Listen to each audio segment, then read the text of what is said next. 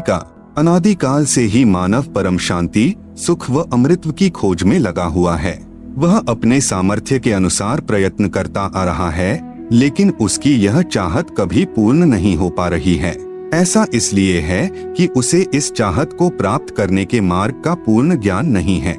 सभी प्राणी चाहते हैं कि कोई कार्य न करना पड़े, खाने को स्वादिष्ट भोजन मिले, पहनने को सुंदर वस्त्र मिले, रहने को आलीशान भवन हो, घूमने के लिए सुंदर पार्क हो, मनोरंजन करने के लिए मधुर मधुर संगीत हो, नाचे गाए, खेले कूदें, मौज मस्ती मनाए और कभी बीमार न हो, कभी बूढ़े न हो और कभी मृत्यु न होवे आदि आदि। परंतु जिस संसार में हम रह रहे हैं, यहाँ न तो ऐसा कहीं पर नजर आता है और न ही ऐसा संभव है, क्योंकि यह लोक नाशवान है। इस लोक की हर वस्तु भी नाशवान है और इस लोक का राजा ब्रह्मकाल है, जो 1,00,000 मानव सूक्ष्म शरीर खाता है।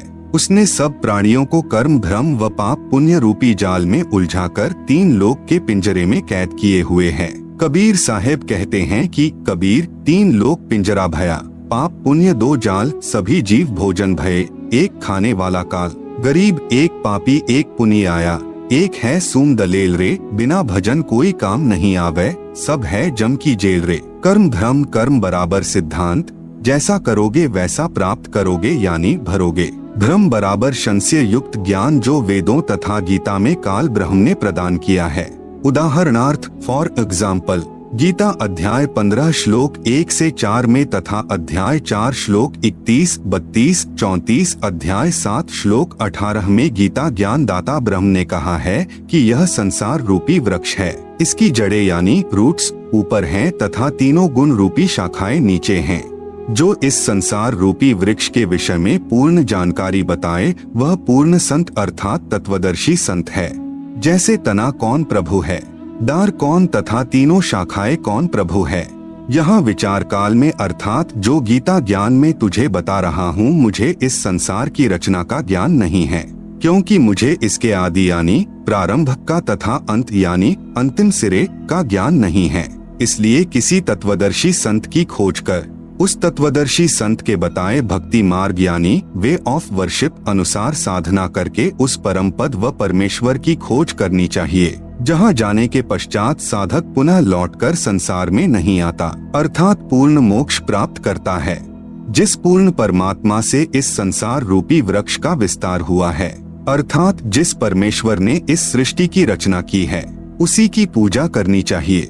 मैं यानी गीता ज्ञानदाता भी उसी परमेश्वर की शरण में हूँ। गीता अध्याय 3 श्लोक 31-32 में कहा है, गीता में जो ज्ञान दिया है यह मेरा मत यानी विचार है। भले ही यह पूर्ण नहीं है, फिर भी अन्य साधनाएं जो शास्त्र विधि रहित है उनसे श्रेष्ठ है। जो मेरे मत अनुसार साधना नहीं करता वह व्यर्थ प्रयत्न कर रहा है। पूर्ण परमात्मा की साधना से मिलने वाले लाभ की तुलना में गीता अध्याय 7 श्लोक 18 में गीता ज्ञान दाता ने अपनी साधना से मिलने वाले लाभ को भी अनुत्तम बताया है। इस प्रकार काल ब्रह्म द्वारा बताया ज्ञान धर्म युक्त है। वह नहीं चाहता कि कोई प्राणी इस पिंजरे रूपी कैद से बाहर निकल जाए। वह यह भी नहीं चाहता कि जीव आत्मा को अपने निज घर सतलोक का पता चले, इसलिए वह अपनी त्रिगुणी माया से हर जीव को भ्रमित किए हुए है। फिर मानव को ये उपरोक्त चाहत कहाँ से उत्पन्न हुई है? यहाँ ऐसा कुछ भी नहीं है। यहाँ हम सबने मरना है, सब दुखी व अशांत हैं।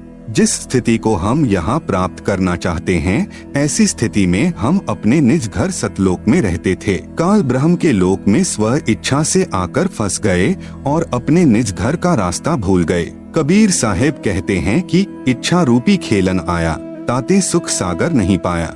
इस काल ब्रह्म के लोक में शांति व सुख का नामो निशान भी नहीं है। त्रिगुणी माया से उत्पन्न काम, क्रोध, लोभ, मोह, अहंकार, राग, द्वेष, हर्ष, शोक, लाभ, हानि, मान, बड़ाई रूपी अवगुण हर जीव को परेशान किए हुए हैं। यहाँ एक जीव दूसरे जीव को मार कर खा जाता है, शोषण करता है, इज्जत लूट लेता है, धन लूट लेता है, शांति छीन लेता है। यहाँ पर चारों तरफ आग लगी है। यदि आप शांति से रहना चाहोगे तो दूसरे आपको नहीं रहने देंगे। आपके न चाहते हुए भी चोर चोरी कर ले जाता है, डाकू डाका डाल ले जाता है, दुर्घटना घट जाती है, किसान की फसल खराब हो जाती है, व्यापारी का व्यापार ठप हो जाता है, राजा का राज छीन लिया जाता है, स्वस्थ शरीर में बीमारी लग जाती है, अर्थात यहाँ पर कोई भी वस्तु सुरक्षित नहीं। राजाओं के राज, इज्जतदार की इज्जत, धनवान का धन, ताकतवर की ताकत और यहाँ तक कि हम सभी के शरीर भी अचानक छीन लिए जाते हैं। माता पिता के सामने जवान बेटा बेटी मर जाते हैं, दूध पीते बच्चों को रोते बिलखते छोड़कर मात पिता मर जाते हैं, जवान बहनें विधवा हो जाती हैं और पहाड़ से दुखों को भोगने को मजबूर होते हैं। विचार करें कि क्या यह स्थान रहने के लायक है, लेकिन हम मजबूरी वश यहाँ रह रहे हैं क्योंकि इस काल के पिंजरे से बाहर निकलने का कोई रास्ता नजर नहीं आता और हमें दूसरों को दुखी करने की व दुख सहने की आदत सी बन गई। यदि आप जी को इस लोक में होने वाले दुखों से बचाव करना है तो यहाँ के प्रभु काल से परम शक्ति युक्त परमेश्वर यानी परम अक्षर ब्रह्म की शरण लेनी पड़ेगी, जिस परमेश्वर का खौफ काल प्रभु को भी है, जिसके डर से यह उपरोक्त कष्ट उस जीव को नहीं दे सकता जो पूर्ण परमात्मा अर्थात परम अक्षर ब्रह्म यानी सत्य पुरुष की शरण पूर्ण संत के बताए मार्ग से ग्रहण करता है। वह जब तक संसार में भक्ति करता रहेगा उसको उपरोक्त कष्ट आजीवन नहीं होते। जो व्यक्ति इस पुस्तक ज्ञान गंगा को पढ़ेगा उसको ज्ञान हो जाएगा कि हम अपने निज घर को भूल गए हैं। वह परम शांति व सुख यहाँ न होकर निज घर सतलोक में है, जहाँ पर न जन्म है, न मृत्यु है, न बुढ़ापा, न दुख, न कोई लड़ाई झगड़ा है, न कोई बीमारी है, न पैसे का कोई लेन देन है, न मनोरंजन के साधन खरीदना है। वहाँ पर सब परमात्मा द्वारा निशुल्क व अखंड है। बंदी छोड़ गरीबदास जी महाराज की वाणी में प्रमाण है कि बिन ही मुख सारंग राग सुन, बिन ही तंती तार, बिना सुर अलगोजे बजै, नगर नाच घुमाए, घंटा बाजै ताल नग, मंजीरे डफ झांझ, मुरली मधुर सुहावनी, निस्बासर और सांझ, बीन बिहंगम बाजही, तरक तंबूरे तीर, राग खंड नहीं होत है, बंध्या रहत समीर, तरक नहीं तोरा नहीं, ना ही कशीस कबाब, अमृत प्याले मध पीवे, जो भाटी चवै शराब, मतवाले मस्तानपुर, गली गली गुलजार, संख शराबी फिरत हैं, चलो तास बजार, संख संख पत्नी नाचें, गावे शब्द सुभान, चंद्र बदन सूरज मुखी, ना ही मान गुमा, संख हिंडोले नूर नग, झूले संत हजूर, तख्त धनी के पास कर, ऐसा मुलक जहूर, नदी नाव नाले बगै, छूटे फुहारे सुन्न, भरे होद सरवर सदा, नहीं पाप नहीं पुण्य, ना कोई भिक्षुक दान दे, ना कोई हार व्यवहार, ना कोई जन्मे मरे, ऐसा देश हमार, जहाँ संखो लहर मेहर की उपजय, कहर जहाँ नहीं कोई, दास गरीब अचल अविनाशी, सुख का सागर सोई। सतलोक में केवल एक रस परम शांति व सुख है। जब तक हम सतलोक में नहीं जाएंगे तब तक हम परम शांति, सुख व अमृतत्व को प्राप्त नहीं कर सकते। सतलोक में जाना तभी संभव है जब हम पूर्ण संत से उपदेश लेकर पूर्ण परमात्मा की आजीवन भक्ति करते रहें। इस पुस्तक ज्ञान गंगा के माध्यम से जो हम संदेश देना चाहते हैं उसमें किसी देवी देवता व धर्म की बुराई न करके सर्व पवित्र धर्म ग्रंथों में छुपे गूढ़ रहस्य को उजागर करके यथार्थ भक्ति मार्ग बताना चाहा है, जो कि वर्तमान के सर्व संत महंत व आचार्य गुरु साहिबान शास्त्रों में छिपे गूढ़ रहस्य को समझ नहीं पाए। परम पूज्य कबीर साहेब जी अपनी वाणी में कहते हैं कि वेद कतेब झूठे ना भाई, झूठे हैं सो समझे नाही, जिस कारण भक्त समाज को अपार हानि हो रही है। सब अपने अनुमान से व झूठे गुरुओं द्वारा बताई गई शास्त्र विरुद्ध साधना करते हैं, जिससे न मानसिक शांति मिलती है और न ही शारीरिक सुख, न ही घर व कारोबार में लाभ होता है और न ही परमेश्वर का साक्षात्कार होता है और न ही मोक्ष प्राप्ति होती है।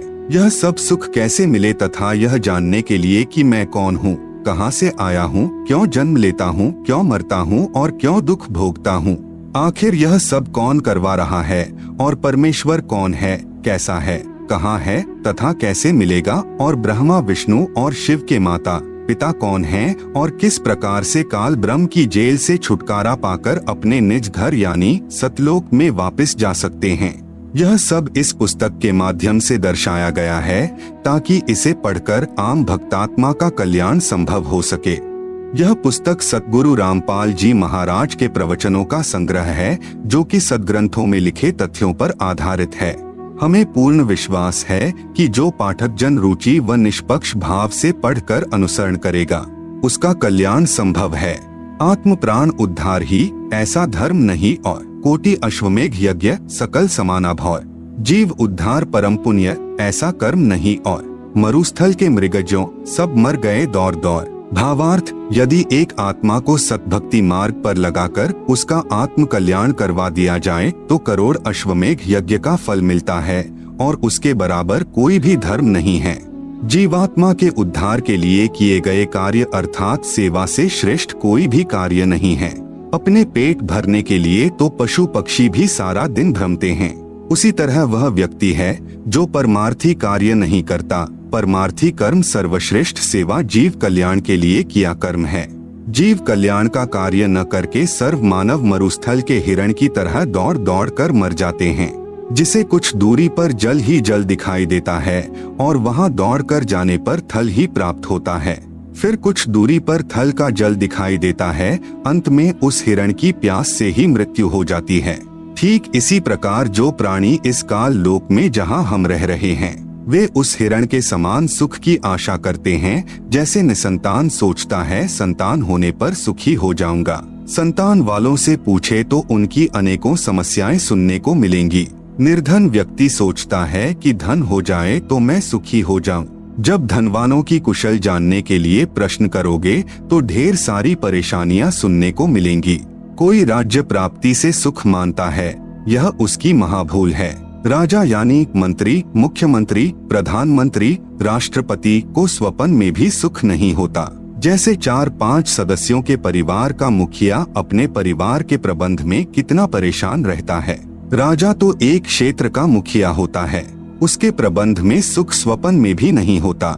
राजा लोग शराब पीकर कुछ गम भुलाते हैं, माया इकट्ठा करने के लिए जनता से कर यानी टैक्स लेते हैं। फिर अगले जन्मों में जो राजा सत्य भक्ति नहीं करते, पशु योनियों को प्राप्त होकर प्रत्येक व्यक्ति से वसूले कर यानी टैक्स को उनके पशु बनकर लौटाते हैं। जो व्यक्ति मनमुखी होकर तथा झूठे गुरुओं से दीक्षित होकर भक्ति तथा धर्म करते हैं, वे सोचते हैं कि भविष्य में सुख होगा, लेकिन इसके विपरीत दुख ही प्राप्त होता है। कबीर साहब कहते हैं कि मेरा यह ज्ञान ऐसा है कि यदि ज्ञानी पुरुष होगा तो इसे सुनकर हृदय में बसा लेगा और यदि मूर्ख होगा तो उसकी समझ से बाहर है। कबीर, ज्ञानी हो तो हृदय लगाई, मूर्ख हो तो गम ना पाई। अधिक जानकारी के लिए कृपया प्रवेश करें इस पुस्तक ज्ञान गंगा में। इस पुस्तक को पढ़कर सुप्रीम कोर्ट के वरिष्ठ अधिवक्ता श्री सुरेश चंद्र ने कहा, इस पुस्तक का नाम तो ज्ञान सागर होना चाहिए।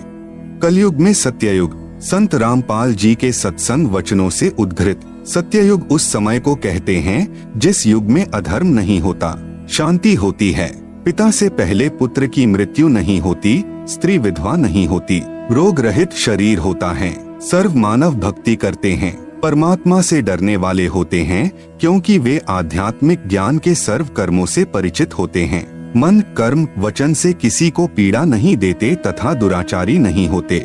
जति, सती, स्त्री पुरुष होते हैं, वृक्षों की अधिकता होती है, सर्व मनुष्य वेदों के आधार से भक्ति करते हैं। वर्तमान में कलयुग है, इसमें अधर्म बढ़ चुका है। कलयुग में मानव की भक्ति के प्रति आस्था कम हो जाती है, या तो भक्ति करते ही नहीं, यदि करते हैं तो शास्त्र विधि त्याग कर मनमानी भक्ति करते हैं, जो श्रीमद् भगवत गीता अध्याय 16 श्लोक 23-24 में वर्जित हैं, जिस कारण से परमात्मा से जो लाभ वांछित होता है वह प्राप्त नहीं होता। इसलिए अधिकतर मनुष्य नास्तिक हो जाते हैं। धनी बनने के लिए रिश्वत, चोरी, डाके डालने को माध्यम बनाते हैं, परंतु यह विधि धन लाभ की न होने के कारण परमात्मा के दोषी हो जाते हैं तथा प्राकृतिक कष्टों को झेलते हैं। परमेश्वर के विधान को मानव भूल जाता है कि किस्मत से अधिक प्राप्त नहीं हो सकता। यदि अन्य अवैध विधि से धन प्राप्त कर लिया तो वह रहेगा नहीं। जैसे एक व्यक्ति अपने पुत्र को सुखी देखने के लिए अवैध विधि से धन प्राप्ति करता था, कुछ दिनों पश्चात उसके पुत्र के दोनों गुर्दे खराब हो गए। जैसे तैसे करके गुर्दे बदलवाए 3 लाख रुपए खर्च हुआ। जो धन अवैध विधि से जोड़ा था वह सर्व खर्च हो गया तथा कुछ रुपए कर्जा भी हो गया। फिर लड़के का विवाह किया। 6 महीने के पश्चात बस दुर्घटना में इकलौता पुत्र मृत्यु को प्राप्त हुआ। अब न तो पुत्र रहा और न ही अवैध विधि से अर्जित किया गया धन। शेष क्या रहा? अवैध विधि से धन संग्रह करने में किए हुए पाप जो अभी शेष हैं, उनको भोगने के लिए जिससे पैसे ऐंठे थे, उनका पशु यानी गधा, बैल, गाय बनकर पूरे करेगा। परंतु परम अक्षर ब्रह्म की शास्त्रानुकूल साधना करने वाले भक्त की किस्मत को परमेश्वर बदल देता है, क्योंकि परमेश्वर के गुणों में लिखा है कि परमात्मा निर्धन को धनवान बना देता है। सत्ययुग में कोई भी प्राणी मांस, तंबाकू, मदिरा सेवन नहीं करता, क्योंकि वे इनसे होने वाले पापों से परिचित होते हैं। मांस खाना पाप है। एक समय एक संत अपने शिष्य के साथ कहीं जा रहा था। वहाँ पर एक मछियारा तालाब से मछलियाँ पकड़ रहा था। मछलियाँ जल से बाहर तड़फ तड़फ कर प्राण त्याग रही थी। शिष्य ने पूछा, हे गुरुदेव, इस अपराधी प्राणी को क्या दंड मिलेगा? गुरुजी ने कहा, बेटा समय आने पर बताऊंगा। 4-5 वर्ष के पश्चात दोनों गुरु शिष्य कहीं जाने के लिए जंगल से गुजर रहे थे। वहाँ पर एक हाथी का बच्चा चिल्ला रहा था। उछल कूद करते समय हाथी का बच्चा 2 निकट उगे वृक्षों के बीच में फंस गया। वह निकल तो गया, परंतु निकलने के प्रयत्न में उसका सर्व शरीर छिल गया था तथा उसके शरीर में जख्म हो गए थे। उसके सारे शरीर में कीड़े चल रहे थे जो उसको नोच रहे थे। वह हाथी का बच्चा बुरी तरह चिल्ला रहा था। शिष्य ने गुरुजी से पूछा कि हे गुरुदेव, यह प्राणी कौन से पाप का दंड भोग रहा है? गुरुदेव ने कहा, पुत्र, यह वही मछियारा है जो उस शहर के बाहर जलाशय से मछलियां निकाल रहा था। मदिरा यानी शराब पीना कितना पाप है। शराब पीने वाले को 70 जन्म कुत्ते के भोगने पड़ते हैं। मल मूत्र खाता पीता फिरता है। अन्य कष्ट भी बहुत सारे भोगने पड़ते हैं तथा शराब शरीर में भी बहुत हानि करती है। शरीर के 4 महत्वपूर्ण अंग होते हैं, फेफड़े, लीवर, गुर्दे तथा हृदय। शराब इन चारों को क्षति पहुंचाती है। शराब पीकर मानव न रहकर पशु तुल्य गतिविधि करने लगता है। कीचड़ में गिर जाना, कपड़ों में मलमूत्र तथा वमन कर देना, धन हानि, मान हानि, घर में अशांति आदि मदिरा पान के कारण होते हैं। मदिरा सत्ययुग में प्रयोग नहीं होती। सत्ययुग में सर्व मानव परमात्मा के विधान से परिचित होते हैं, जिस कारण सुख का जीवन व्यतीत करते हैं। गरीब मदिरा पीवे कड़वा पानी, 70 जन्म स्वान के जानी। दुराचार करना कितना पाप है। परद्वारा स्त्री का खोले, 70 जन्म अंधा हो डोले। पूज्य कबीर परमेश्वर जी ने बताया है कि जो व्यक्ति किसी परस्त्री के साथ दुष्कर्म करता है तो वह 70 जन्म अंधे का जीवन भोगता है। बुद्धिमान व्यक्ति ऐसी आफत कभी मोल नहीं लेता। मूर्ख ही ऐसा कार्य करता है। जैसे आग में हाथ डालने का अर्थ मौत मोल लेना है। जैसे कोई व्यक्ति किसी अन्य के खेत में बीज डालता है तो वह महामूर्ख है। बुद्धिमान व्यक्ति ऐसा कभी नहीं कर सकता। वैश्यागमन को ऐसा जानो जैसे कुर्डियों पर गेहूं का बहुमूल्य बीज का थैला भर कर डालाए। यह क्रिया बुद्धिमान व्यक्ति नहीं कर सकता, या तो महामूर्ख या शराबी निर्लज अर्थात घंड व्यक्ति ही किया करता है।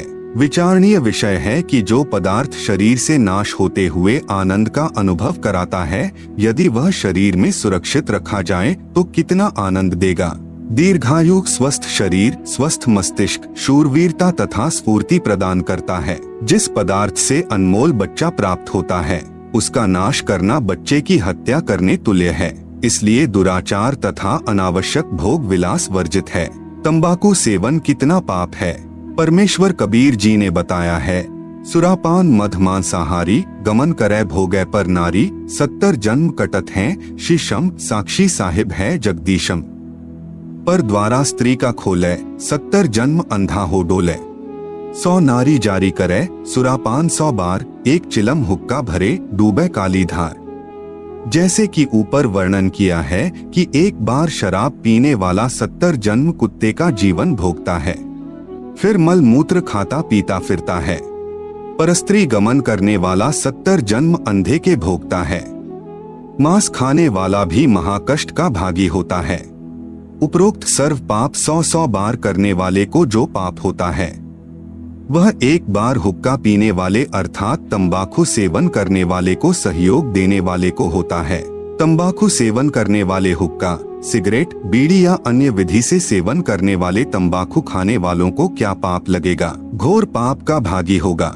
एक व्यक्ति जो तंबाकू सेवन करता है जब वह हुक्का या बीड़ी सिगरेट पीकर धुआं छोड़ता है तो वह धुआं उसके छोटे छोटे बच्चों के शरीर में प्रवेश करके हानि करता है। वे बच्चे फिर शीघ्र बुराई को ग्रहण करते हैं तथा उनका स्वास्थ्य भी बिगड़ जाता है। अवतार की परिभाषा। अवतार का अर्थ है ऊंचे स्थान से नीचे स्थान पर उतरना।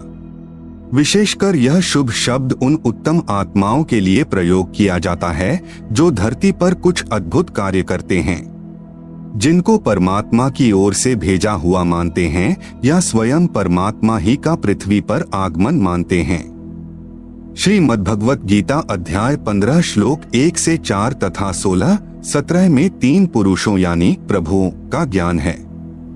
नंबर 1, क्षर पुरुष जिसे ब्रह्म भी कहते हैं, जिसका ओम नाम साधना का है, जिसका प्रमाण गीता अध्याय 8 श्लोक 13 में है।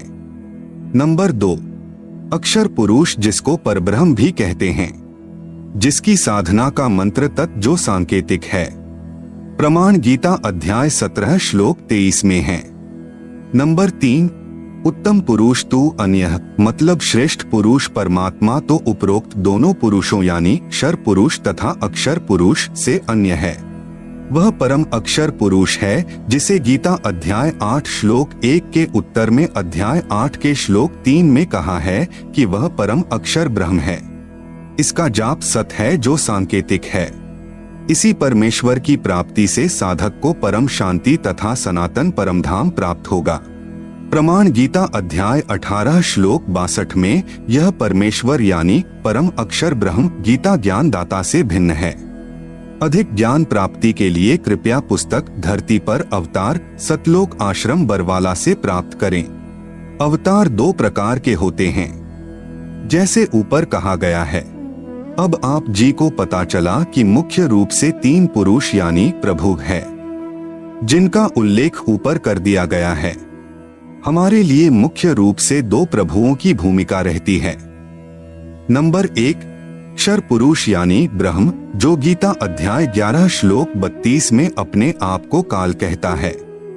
नंबर 2, परम अक्षर पुरुष यानी परम अक्षर ब्रह्म जिसके विषय में गीता अध्याय 8 श्लोक 3 तथा 8, 9, 10 में तथा गीता अध्याय 18 श्लोक 62 अध्याय 15 श्लोक 1 से 4 तथा 17 में कहा है।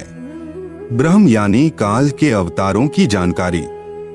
गीता अध्याय 4 का श्लोक 7, यदा यदा हि धर्मस्य ग्लानिर्भवति भारत अभ्युत्थानमधर्मस्य तदात्मानं सृजाम्यहम्।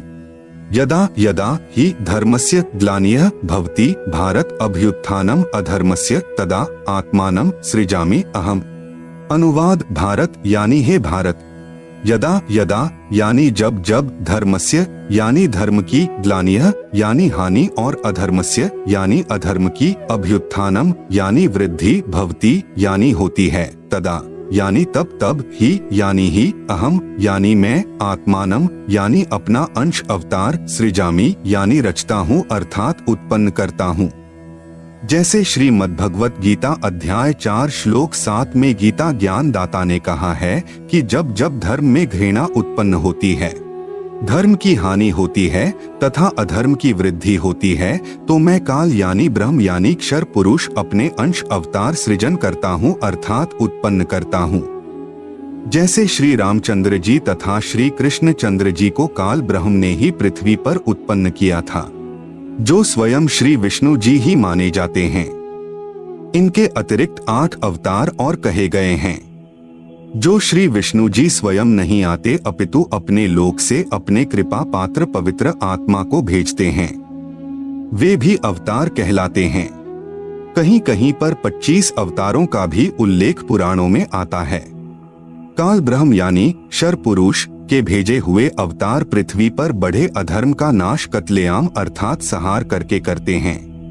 उदाहरण के रूप में श्री रामचंद्र जी तथा श्री कृष्णचंद्र जी, श्री परशुराम जी तथा श्री निहकलंक जी, जो अभी आना शेष है, जो कलयुग के अंत में आएगा। ये सर्व अवतार घोर संहार करके ही अधर्म का नाश करते हैं, अधर्मियों को मारकर शांति स्थापित करने की चेष्टा करते हैं। परंतु शांति की अपेक्षा अशांति ही बढ़ती है। जैसे श्री रामचंद्र जी ने रावण को मारने के लिए युद्ध किया, युद्ध में करोड़ों पुरुष मारे गए, जिनमें धर्मी तथा अधर्मी दोनों ही मारे गए। फिर उनकी पत्नियां तथा छोटे बड़े बच्चे शेष रहे, उनका जीवन नरक बन गया। विधवाओं को अन्य व्यक्तियों ने अपनी हवस का शिकार बनाया। निर्वाह की समस्या उत्पन्न हुई, आदि अनेकों अशांति के कारण खड़े हो गए। यही विधि श्री कृष्ण जी ने अपनाई थी, यही विधि श्री परशुराम जी ने अपनाई थी। इसी विधि से 10वां अवतार काल ब्रह्म यानी शर पुरुष द्वारा उत्पन्न किया जाएगा। उसका नाम निकलंक होगा।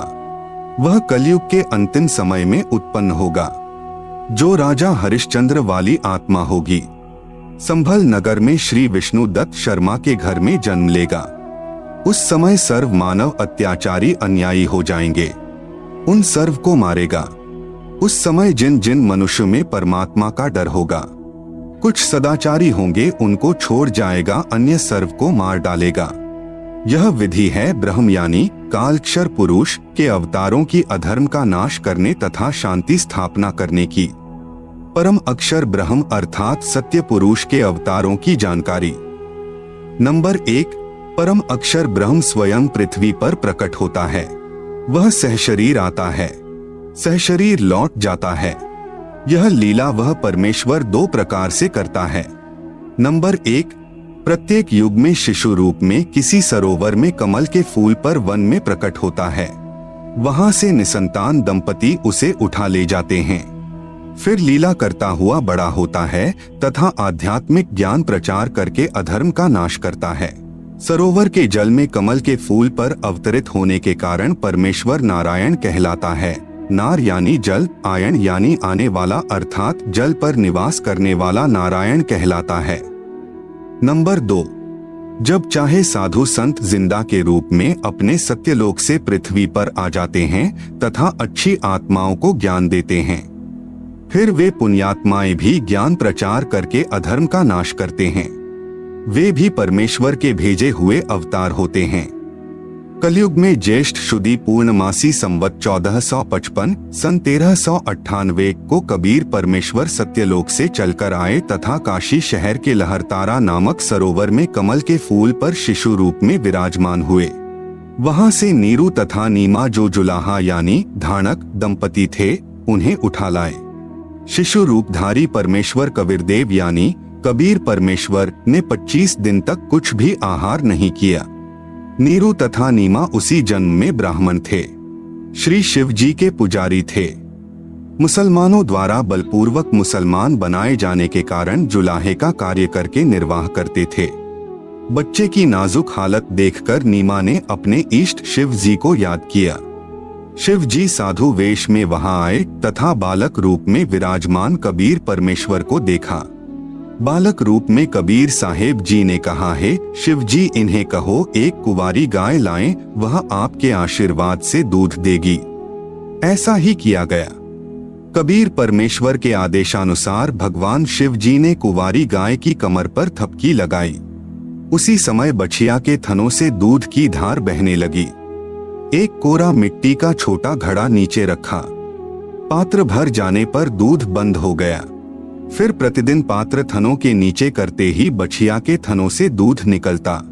उसको परमेश्वर कबीर जी पिया करते थे।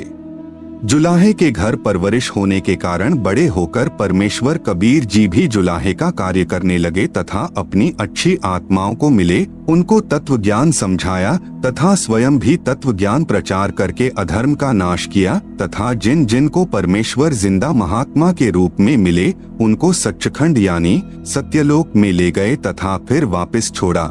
उनको आध्यात्मिक ज्ञान दिया तथा अपने से परिचित कराया। वे उस परमेश्वर यानी सत्य पुरुष के अवतार थे। उन्होंने भी परमेश्वर से प्राप्त ज्ञान के आधार से अधर्म का नाश किया।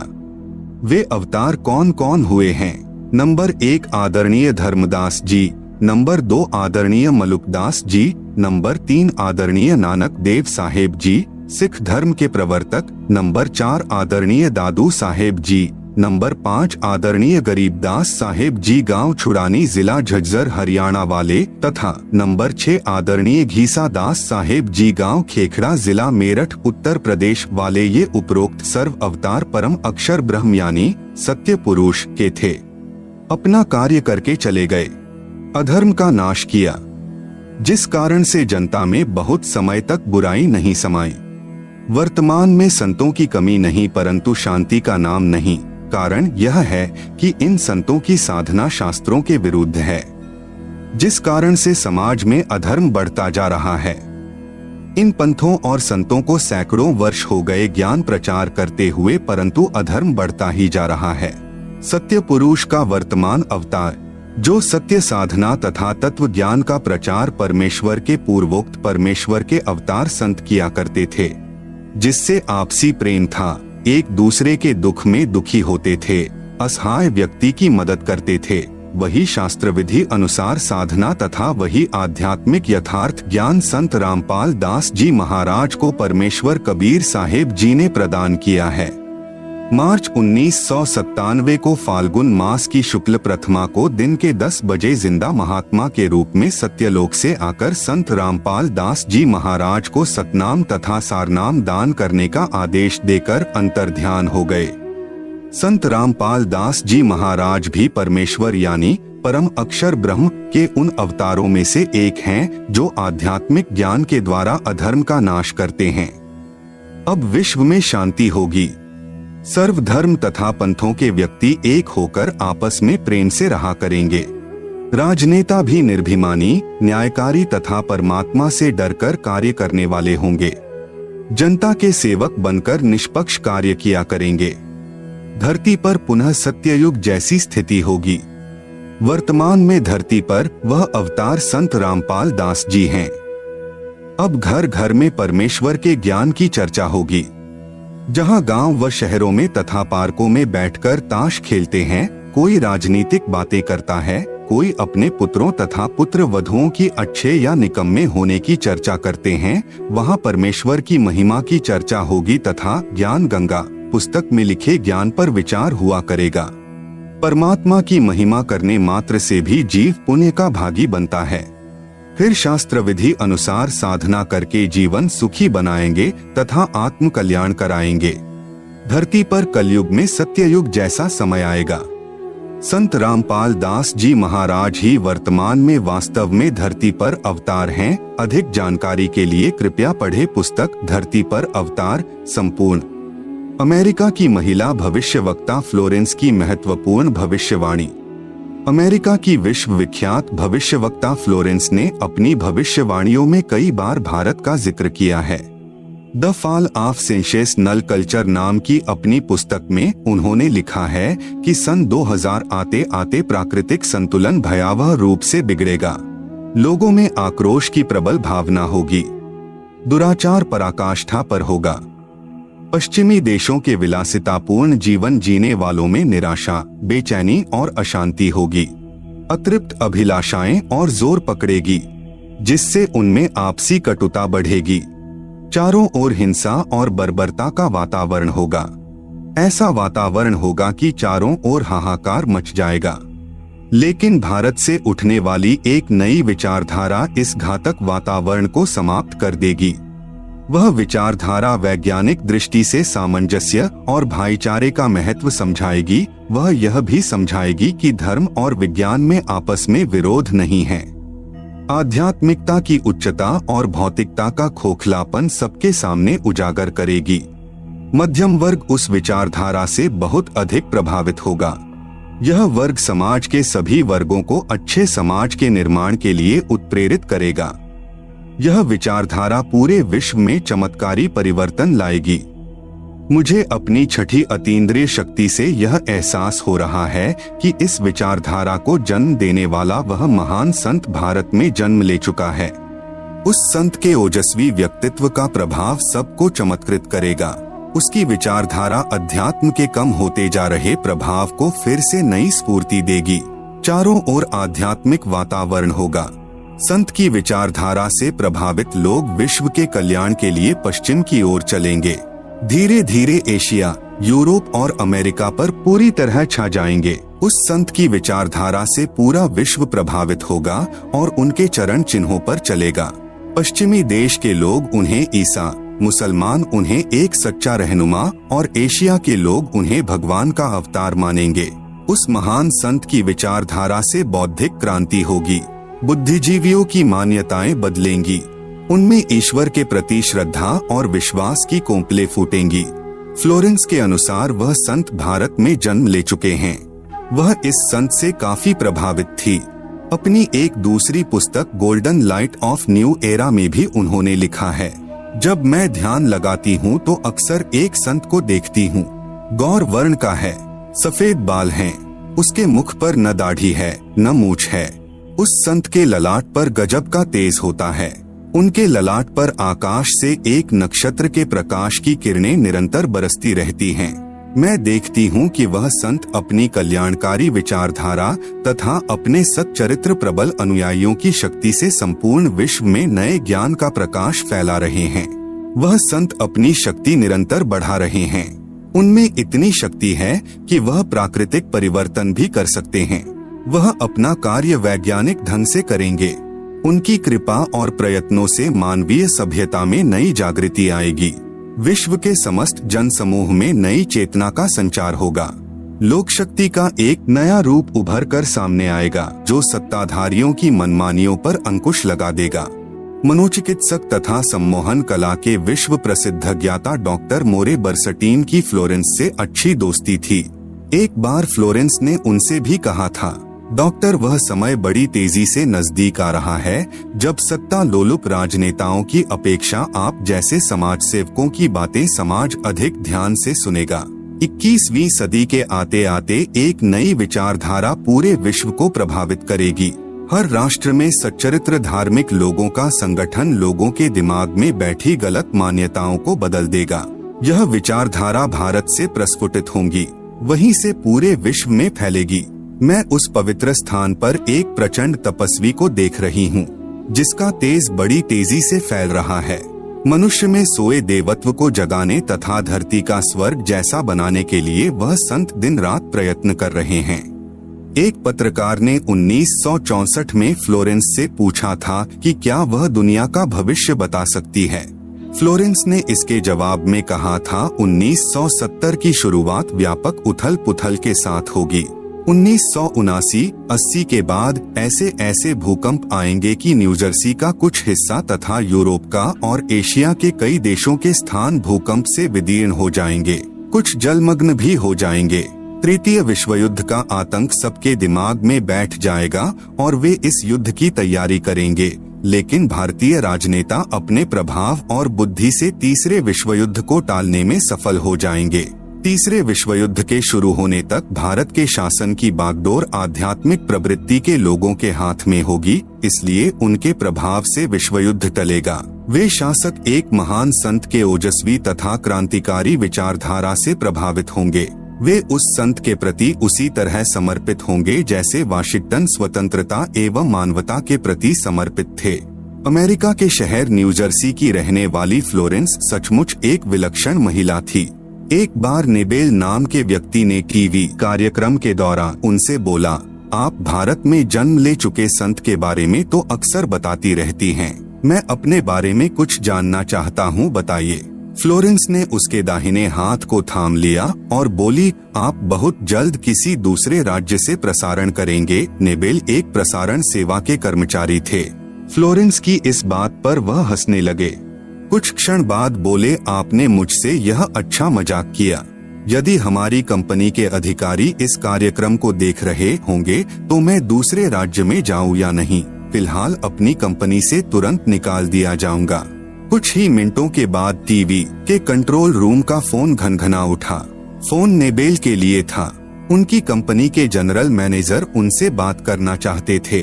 नेबेल ने जब फोन उठाया तो उन्होंने कहा, हमने न्यूयॉर्क से प्रसारण करने का काम शुरू करने का निर्णय लिया है, वहां तुम्हें ही भेजा जाएगा।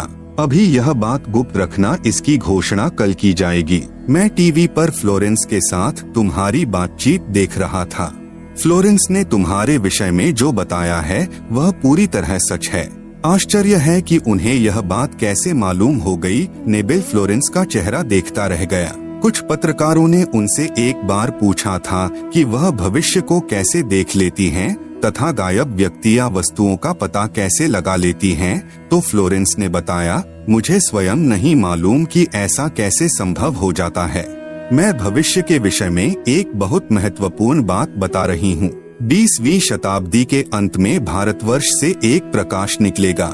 यह प्रकाश पूरी दुनिया को उन दैवी शक्तियों के विषय में जानकारी देगा जो अब तक हम सभी के लिए रहस्यमय बनी हुई हैं। देवी शक्तियों की जानकारी जो संत रामपाल दास जी महाराज द्वारा बताई गई हैं।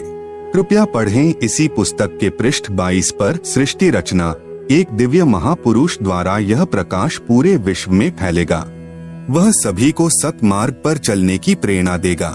समस्त दुनिया में एक नई सोच की ज्योति फैलेगी। जब मैं ध्यानावस्था में होती हूँ तो अक्सर यह दिव्य महापुरुष मुझे दिखाई देते हैं। फ्लोरेंस ने बार बार इस संत या दिव्य महापुरुष का जिक्र किया है। साथ ही यह भी बताया है कि उत्तरी भारतवर्ष के एक पवित्र स्थान पर वह मौजूद हैं। सज्जनों, उपरोक्त भविष्यवाणी तथा वर्तमान वाणी है जो परम संत रामपाल महाराज जी पर खरी उतरती है तथा इसी का समर्थन अन्य भविष्यवाणियां भी करती है जो आगे लिखी हैं। भाई बाले वाली जन्म साखी में प्रमाण। एक महापुरुष के विषय में भाई बाले वाली जन्म साखी में प्रहलाद भक्त की भविष्यवाणी। भाई बाले वाली जन्म साखी में लिखा गया विवरण स्पष्ट करता है कि संत रामपाल दास जी महाराज ही वह अवतार है जिन्हें परमेश्वर कबीर जी तथा संत नानक जी के पश्चात पंजाब की धरती पर अवतरित होना था। संत रामपाल दास जी महाराज 8 सितंबर सन 1951 को गांव धनाना, जिला सोनीपत, हरियाणा प्रांत, उस समय पंजाब प्रांत, भारत की पवित्र धरती पर श्री नंदराम जाट के घर जाट वर्ण में श्रीमती इंदिरा देवी की कोख से जन्मे। इस विषय में जन्म साखी भाई बाले वाली हिंदी वाली में जिसके प्रकाशक हैं भाई जवाहर सिंह कृपाल सिंह एंड कंपनी पुस्तकावाले, बाजार माई सेवा, अमृतसर, पंजाब तथा पंजाबी वाली के प्रकाशक है भाई जवाहर सिंह कृपाल सिंह पुस्तकावाले, गली 8 बाग रामानंद, अमृतसर, पंजाब। इसमें लिखा अमर लेख इस प्रकार है। एक समय भाई बाला तथा मर्दाना को साथ लेकर सतगुरु नानक देव जी भक्त प्रहलाद जी के लोक में गए जो पृथ्वी से कई लाख कोस दूर अंतरिक्ष में है।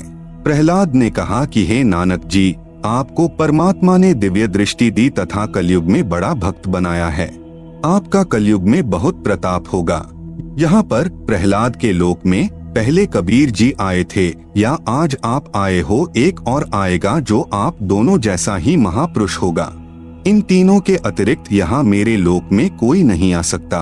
भक्त बहुत हो चुके हैं, आगे भी होंगे, परंतु यहाँ मेरे लोक में वही पहुँच सकता है जो इन जैसी महिमा वाला होगा और कोई नहीं। इसलिए इन तीनों के अतिरिक्त यहाँ कोई नहीं आ सकता। मर्दाने ने पूछा कि हे प्रहलाद जी, कबीर जी जुलाहा थे, नानक जी खत्री हैं, वह तीसरा किस वर्ण यानी जाति से तथा किस धरती पर अवतरित होगा? प्रहलाद भक्त ने कहा, भाई सुन, नानक जी के सच्चखंड जाने के सैकड़ों वर्ष पश्चात पंजाब की धरती पर जाट वर्ण में जन्म लेगा तथा उसका प्रचार क्षेत्र शहर बरवाला होगा। लेख समाप्त। विवेचन, संत रामपाल दास जी महाराज वही अवतार हैं जो अन्य प्रमाणों के साथ साथ जन्म साखी में लिखे वर्णन पर खरे उतरते हैं। जन्म साखी में 100 वर्ष के पश्चात लिखा है। यहाँ पर सैकड़ों वर्ष पश्चात कहा गया था, जिसको पंजाबी भाषा में लिखते समय 100 वर्ष ही लिख दिया, क्योंकि मर्दाना ने पूछा था कि वह कौन से युग में नजदीक ही आएगा। तब भक्त प्रहलाद ने कहा कि श्री नानक जी के सैकड़ों वर्ष पश्चात कल युग में ही वह संत जाट वर्ण में जन्म लेगा। इसीलिए यहाँ 100 वर्ष के स्थान पर सैकड़ों वर्षों ही न्यायोचित है तथा प्रचार क्षेत्र बरवाला के स्थान पर बटाला लिखा गया है। इसके दो कारण हो सकते हैं कि शहर बरवाला, जिला हिसार, हरियाणा उस समय पंजाब प्रांत में सुप्रसिद्ध नहीं था तथा बटाला शहर पंजाब प्रांत में प्रसिद्ध था। लेखनकर्ता ने इस कारण से बरवाला के स्थान पर बटाला लिख दिया। दूसरा, प्रिंट करते समय हालेक की जगह हटालेक प्रिंट हो गया है। एक और विशेष विचारणीय पहलू है कि पंजाब के बटाला शहर में कोई भी जाट संत नहीं हुआ है जो इन महापुरुषों यानी परमेश्वर कबीर देव जी व श्री नानक देव जी के समान महिमावान तथा इनके समान ज्ञानवान हुआ हो। इस आधार से तथा अन्य प्रमाणों के आधार से तथा इस जन्म साखी के आधार से स्पष्ट है कि वह तीसरे महापुरुष संत रामपाल दास जी महाराज हैं तथा इनका आध्यात्मिक ज्ञान भी इन दोनों महापुरुषों यानी परमेश्वर कबीर जी तथा श्री नानक देव जी से मेल खाता है। आप देखेंगे दोनों फोटो कापी जो जन्म साखी भाई बाले वाली जो कि एक पंजाबी भाषा में है तथा दूसरी हिंदी में है जो कि पंजाबी भाषा से ही अनुवादित है। इसमें कुछ प्रकरण ठीक नहीं लिखा है। जैसे पंजाबी भाषा में लिखा है कि जो इस जिहा कोई होवेगा ता एथे पहुँचेगा होरदा एथे पहुँचन दा कम नहीं, परंतु हिंदी वाली जन्म साखी में यह विवरण नहीं है जो बहुत महत्वपूर्ण है। इससे सिद्ध है कि लिखते समय कुछ प्रकरण बदल जाता है। फिर भी ढेर सारे प्रमाण जो इस पुस्तक में अन्य महापुरुषों के द्वारा संत रामपाल दास जी के विषय में कहे हैं वे भी इसी को प्रमाणित करते हैं। विशेष यदि कोई यह कहे कि जन्म साखी में लिखी व्याख्या संत गरीबदास जी गांव छुड़ानी वाले के लिए हैं, क्योंकि वे भी जाट जाति से थे तथा छुड़ानी गांव भी पहले पंजाब प्रांत के अंतर्गत आता था, यह भी उचित नहीं लगती, क्योंकि संत गरीबदास जी ने अपनी अमृतवाणी असुर निकंदन रमैणी में कहा है कि सतगुरु दिल्ली मंडल आयसी सूती धरनी सूम जगायसी। भावार्थ है कि संत गरीबदास जी के सतगुरु पूज्य कबीर साहेब जी थे। पुराना रोहतक जिला यानी सोनीपत, रोहतक तथा झज्जर को मिलाकर एक जिला रोहतक था, दिल्ली मंडल में लगता था। यह किसी राजा के अधीन नहीं था, अंग्रेजों के शासन काल में दिल्ली के अधीन था। संत गरीबदास जी ने स्पष्ट किया है कि सतगुरु यानी परमेश्वर कबीर जी दिल्ली मंडल में आएंगे, भक्तिहीन प्राणियों को जगाएंगे, सत्य भक्ति कराएंगे। ध्यान रहे कबीर सागर में काल के दूतों ने मिलावट करके सत्य को न जानकर अपनी अटकलबाजी से असत्य प्रमाण दिए हैं। उसका नाश करने के लिए परमेश्वर कबीर जी ने अपने अंश अवतार संत गरीबदास जी द्वारा यथार्थ ज्ञान प्रचार करवाया है, जो संत गरीबदास जी की अमृतवाणी रूप में है। इसी बात की पुष्टि कबीर सागर के संपादक कबीर पंथी श्री युगलानंद बिहारी जी की उस टिप्पणी से होती है जो उन्होंने अनुराग सागर तथा ज्ञान सागर की भूमिका में की है। कहा है कि कबीर पंथियों ने ही कबीर पंथ के ग्रंथों का नाश कर रखा है, अपने अपने मते अनुसार फेर बदल करके अपने मत को जोड़ा है। मेरे पास अनुराग सागर तथा ज्ञान सागर की कई प्रतियां रखी हैं, जिनमें से एक दूसरे से मेल नहीं खा रही हैं। संत रामपाल दास जी महाराज का जन्म श्री नंदराम जाट के घर 8 सितंबर 1951 को गांव धनाना जिला सोनीपत यानी उस समय जिला रोहतक में हुआ था, जो वर्तमान हरियाणा तथा पंजाब प्रांत मिलकर उस समय एक ही पंजाब प्रांत था। परमेश्वर कबीर जी ने भी कहा था कि जिस समय कलयुग 5500 वर्ष बीत चुका होगा, मैं गरीबदास वाले 12वें पंथ में आगे स्वयं आऊंगा। संत गरीबदास जी द्वारा मेरी यानी कबीर परमेश्वर की महिमा की वाणी प्रकट होगी तथा गरीबदास वाले 12वें पंथ तक के साधक मुझे आधार बनाकर वाणी को समझने की कोशिश करेंगे, परंतु वाणी को न समझकर सतनाम तथा सारनाम से वंचित रहने के कारण असंख्य जन्म तक सत्यलोक प्राप्ति नहीं कर सकते। उसी 12वें पंथ यानी गरीबदास जी वाले पंथ में मैं यानी परमेश्वर कबीर जी ही स्वयं चलकर आऊंगा। तब संत गरीबदास जी द्वारा प्रकट की गई वाणी को मैं यानी कबीर परमेश्वर प्रकट होकर समझाऊंगा। इससे सिद्ध हुआ कि जन्म साखी में जिस जाट संत के विषय में कहा है, निर्विवाद रूप से वह संत रामपाल दास जी महाराज जी ही हैं। फिर भी हम संत गरीबदास जी का विशेष आदर करते हैं, क्योंकि उन्होंने परमेश्वर कबीर जी का अमर संदेश सुनाया है। यदि कोई भ्रम उत्पन्न करे कि 10 गुरु साहिबानों में से भी किसी की ओर संकेत हो सकता है, इसके लिए स्मरण रहे कि 10 सिख गुरु साहिबानों में से कोई भी जाट वर्ण से नहीं थे। दूसरे सिख गुरु श्री अंगद देव जी खत्री थे, तीसरे गुरु जी श्री अमरदास जी भी खत्री थे, चौथे गुरु जी श्री रामदास जी खत्री थे तथा 5वें गुरु जी श्री अर्जुन देव जी से लेकर 10वें तथा अंतिम श्री गुरु गोविंद सिंह जी तक श्री गुरु रामदास जी की संतान अर्थात खत्री थे। फिर भी हम सभी सिख गुरु साहिबानों का विशेष आदर करते हैं। संत रामपाल दास जी महाराज कहते हैं, जीव हमारी जाति है, मानव धर्म हमारा। हिंदू, मुस्लिम, सिख, ईसाई, धर्म नहीं कोई न्यारा।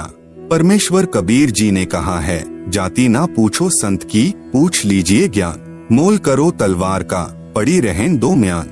कृपया प्रमाण के लिए देखें फोटो कॉपी जन्म साखी पंजाबी गुरुमुखी पंजाबी भाषा वाली तथा हिंदी वाली दोनों में आप जी सहज में समझ सकते हो कि वास्तविकता क्या है। जन्म साखियों के प्रकाशक हैं भाई जवाहर सिंह कृपाल सिंह, अमृतसर पंजाब। कृपया देखें फोटो कॉपी जन्म साखी भाई बाले वाली पंजाबी भाषा वाली के पृष्ठ 272 की। कृपया देखें फोटो कॉपी जन्म साखी भाई बाले वाली के पृष्ठ 273 की। कृपया देखें फोटो कॉपी जन्म साखी भाई बाले वाली हिंदी वाली के पृष्ठ 305 की। प्रश्न 1, संस्कृत के विद्वान शास्त्री ने कहा कि आपके गुरु संत रामपाल दास जी महाराज संस्कृत नहीं पढ़े हैं। आप कहते हो कि उन्होंने श्रीमद्भगवत गीता का यथार्थ अनुवाद करके भक्तों को बताते हैं। यह कभी नहीं हो सकता। उत्तर, संत रामपाल दास जी महाराज के भक्त ने उत्तर दिया, शास्त्री जी उसी को परमेश्वर का अवतार कहते हैं जो भाषा का ज्ञान न होते हुए यथार्थ अनुवाद कर दें, क्योंकि परमेश्वर सर्वज्ञ है। उन्हीं गुणों से युक्त उसका भेजा हुआ अवतार होता है। वह अवतार संत रामपाल दास जी महाराज जी हैं। आप तो केवल वेदों और गीता के अनुवाद से अचंभित हैं। संत रामपाल दास जी महाराज ने तो बाइबल तथा कुरान को यथार्थ रूप में बताया है, जिसे ईसाई धर्म के वर्तमान के फादर व पादरी तथा मुसलमान धर्म के मुल्ला व काजी भी नहीं समझ सके। आप सुन रहे हैं जगत गुरु तत्वदर्शी संत रामपाल जी महाराज द्वारा लिखित पुस्तक ज्ञान गंगा का पेज नंबर 1। भक्ति मर्यादा। जीव हमारी जाति है, मानव धर्म हमारा। हिंदू, मुस्लिम, सिख, ईसाई, धर्म नहीं कोई न्यारा। प्रिय भक्तजनों, आज से लगभग 5000 वर्ष पहले कोई भी धर्म या अन्य संप्रदाय नहीं था। न हिंदू, न मुस्लिम, न सिख और न ईसाई थे। केवल मानव धर्म था। सभी का एक ही मानव धर्म था और है। लेकिन जैसे जैसे कलयुग का प्रभाव बढ़ता गया वैसे वैसे हमारे में मतभेद होता गया। कारण सिर्फ यही रहा कि धार्मिक कुल गुरुओं द्वारा शास्त्रों में लिखी हुई सच्चाई को दबा दिया गया। कारण चाहे स्वार्थ हो या ऊपरी दिखावा, जिसके परिणाम स्वरूप आज एक मानव धर्म के 4 धर्म और अन्य अनेक संप्रदाय बन चुकी हैं, जिसके कारण आपस में मतभेद होना स्वाभाविक ही है। सभी का प्रभु भगवान राम, अल्लाह, रब, गॉड, खुदा, परमेश्वर एक ही है। ये भाषा भिन्न पर्यायवाची शब्द हैं। सभी मानते हैं कि सबका मालिक एक है, लेकिन फिर भी ये अलग अलग धर्म संप्रदाय क्यों? यह बात बिल्कुल ठीक है कि सबका मालिक रब, खुदा, अल्लाह, गॉड, राम, परमेश्वर एक ही है, जिसका वास्तविक नाम कबीर है और वह अपने सतलोक, सतधाम, सच्चखंड में मानव सदृश स्वरूप में आकार में रहता है। लेकिन अब हिंदू तो कहते हैं कि हमारा राम बड़ा है, मुस्लिम कहते हैं कि हमारा अल्लाह बड़ा है, ईसाई कहते हैं कि हमारा ईसा मसीह बड़ा और सिख कहते हैं कि हमारे गुरु नानक साहेब जी बड़े हैं। ऐसे कहते हैं जैसे 4 नादान बच्चे कहते हैं कि यह मेरा पापा, दूसरा कहेगा यह मेरा पापा है, तेरा नहीं है, तीसरा कहेगा यह तो मेरा पिताजी है जो सबसे बड़ा है, और फिर चौथा कहेगा कि अरे नहीं नादानो, यह मेरा डैडी है, तुम्हारा नहीं है, जबकि उन चारों का पिता वही एक ही है। इन्हीं नादान बच्चों की तरह आज हमारा मानव समाज लड़ रहा है। कोई कहे हमारा राम बड़ा है, कोई कहे खुदाई रे, कोई कहे हमारा ईसा मसीह बड़ा। ये बांटा रहे लगाई रे, जबकि हमारे सभी धार्मिक ग्रंथों व शास्त्रों में उस एक प्रभु, मालिक, रब, खुदा, अल्लाह, राम, साहेब, गॉड, परमेश्वर की प्रत्यक्ष नाम लिखकर महिमा गाई है कि वह एक मालिक प्रभु कबीर साहेब है जो सतलोक में मानव सदृश स्वरूप में आकार में रहता है। वेद, गीता, कुरान, बाइबल और गुरु ग्रंथ साहेब ये सब लगभग मिलते जुलते ही हैं। यजुर्वेद के अध्याय 5 के श्लोक नंबर 32 में, सामवेद के मंत्र नंबर 1400-822 में, अथर्ववेद के कांड नंबर 4 के अनुवाक 1 के श्लोक नंबर 7, ऋग्वेद के मंडल 1 अध्याय 1 के सूक्त 11 के श्लोक नंबर 4 में कबीर नाम लिखकर बताया है कि पूर्ण ब्रह्म कबीर है जो सतलोक में आकार में रहता है। आप सुन रहे हैं जगत गुरु तत्वदर्शी संत रामपाल जी महाराज द्वारा लिखित पुस्तक ज्ञान गंगा का पेज नंबर 2। गीता जी चारों वेदों का संक्षिप्त सार है। गीता जी भी उसी सत्पुरुष पूर्ण ब्रह्म कबीर की तरफ इशारा करती है। गीता जी के अध्याय 15 के श्लोक नंबर 16, 17, अध्याय 18 के श्लोक नंबर 46, 61, 62, अध्याय 8 के श्लोक नंबर 3, 8 से 10 तथा 22 में, अध्याय 15 के श्लोक नंबर 1, 2, 3, 4 में उसी पूर्ण परमात्मा की भक्ति करने का इशारा किया है।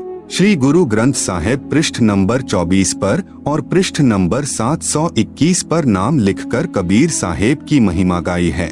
इसी प्रकार कुरान और बाइबल एक ही शास्त्र समझो। दोनों लगभग एक ही संदेश देते हैं कि उस कबीर अल्लाह की महिमा बयान करो जिसकी शक्ति से ये सब सृष्टि चलायमान है।